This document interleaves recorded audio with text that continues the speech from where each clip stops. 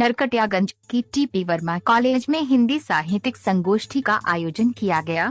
कार्यक्रम का उद्घाटन एमजे के कॉलेज के हिंदी विभाग के HOD doctor Parmeshwar Bhatt, doctor Sanjay Kumar Yadav, doctor Vinod Verma, doctor Dashrath Ram, doctor Chandrabhushan Baitha आदि ने दीप प्रज्वलित कर किया। मुख्य अतिथि श्री भट्ट ने कहा कि हिंदी देश की आत्मा है। जैसे हम अपनी माँ के बिना नहीं रह सकते, वैसे ही हिंदी के बिना भी हम अधूरे हैं।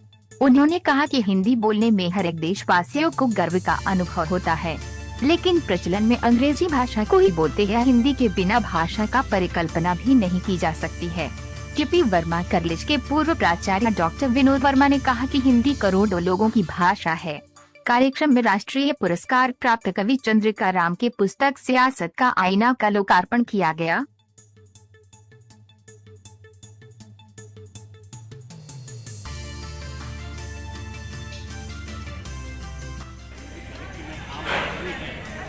उसका विशेष जैसे विश्व का जो साहित्य है वह मनुष्य पर केंद्रित है, लेकिन वह किस मनुष्य पर विशेष केंद्रित रहा अतीत में और आज कहाँ पर केंद्रित है, इसकी पड़ताल इस संगोष्ठी के माध्यम से होगी।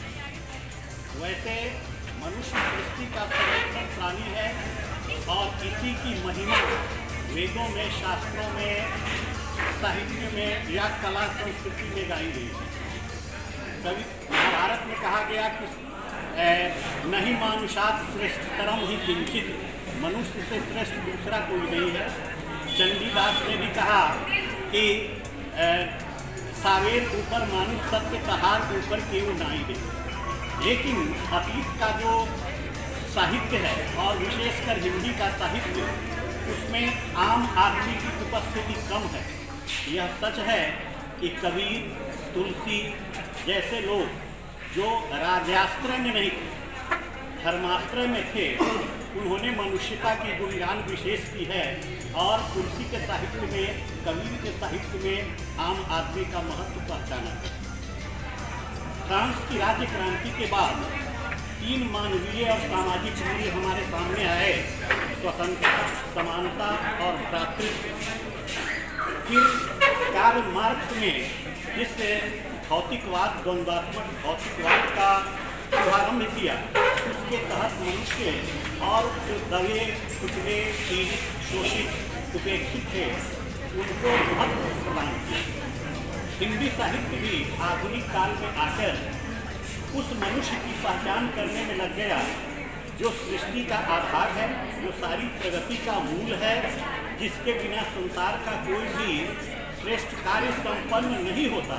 लेकिन उसको न सामाजिक पहचान है, न राजनीतिक पहचान है, न उसे सचमुच का मनुष्य माना जाता है। तो 20वीं शताब्दी में आकर हिंदी साहित्य में आम आदमी को महत्व मिला।